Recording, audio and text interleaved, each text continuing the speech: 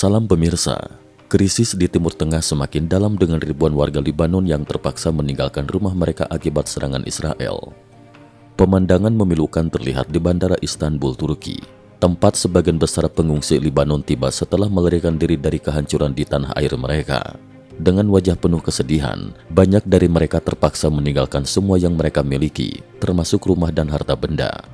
Bagi yang tidak mampu terbang, situasi lebih mengenaskan. Mereka terpaksa tidur di jalanan, hanya beralaskan kasur yang digelar di atas tanah, sementara sepeda motor mereka diparkir di sampingnya. Kondisi hidup mereka sangat minim, dengan akses terbatas terhadap kebutuhan dasar.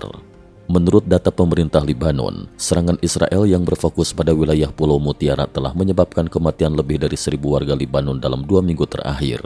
Tak hanya itu, serangan tersebut juga telah memaksa sekitar 1 juta orang untuk meninggalkan rumah mereka, menciptakan gelombang pengungsi yang menambah beban krisis kemanusiaan di kawasan tersebut. Pejabat PBB melaporkan bahwa lebih dari 100.000 pengungsi telah melintasi perbatasan menuju Suriah, memicu ketegangan baru di kawasan itu.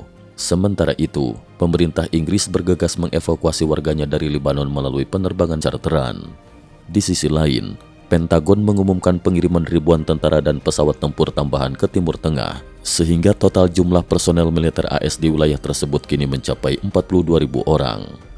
Perdana Menteri Israel, Benjamin Netanyahu, dalam pidatonya di Majelis Umum PBB pada 27 September 2024, menyatakan bahwa Israel saat ini terlibat dalam pertempuran di berbagai front, termasuk melawan Hamas, Yordania, tepi barat, Pulau Mutiara di Lebanon, Suriah, Irak, Iran, serta gerakan pemuda di Yaman. Pada tanggal 30 September 2024, Netanyahu mengeluarkan video berbahasa Inggris yang ditujukan langsung kepada rakyat Iran, memperingatkan mereka bahwa rezim di Teheran sedang membawa kawasan Timur Tengah ke dalam perang yang lebih dalam dan gelap.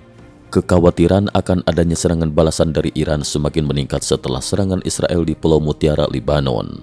Namun menurut analisis dari Bloomberg, kekuatan Iran saat ini telah melemah secara signifikan. Para ahli menilai bahwa Iran kini berada dalam posisi defensif, dengan fokus pada pemindahan milisi dan persenjataannya lebih dekat ke perbatasan Suriah. Iran diprediksi akan lebih memusatkan perhatian pada taktik pencegahan ketimbang memicu perang skala besar. Di tengah krisis yang terus memburuk, Presiden Turki mengeluarkan pernyataan tegas, menyerukan Dewan Keamanan PBB untuk segera menghentikan serangan Israel terhadap Gaza dan Lebanon. Jika PBB gagal, ia mendesak Majelis Umum PBB berdasarkan resolusi tahun 1950 untuk merekomendasikan penggunaan kekuatan terhadap Israel.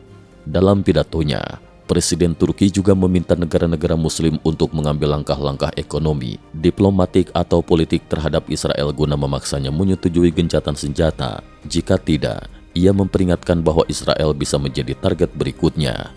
Situasi ini semakin memperburuk ketegangan di Timur Tengah, di mana perang dan pengungsian besar-besaran terus menimbulkan penderitaan bagi warga sipil yang tidak berdosa.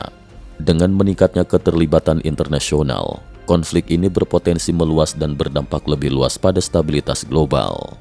Cukup sekian dulu, terima kasih atas perhatiannya.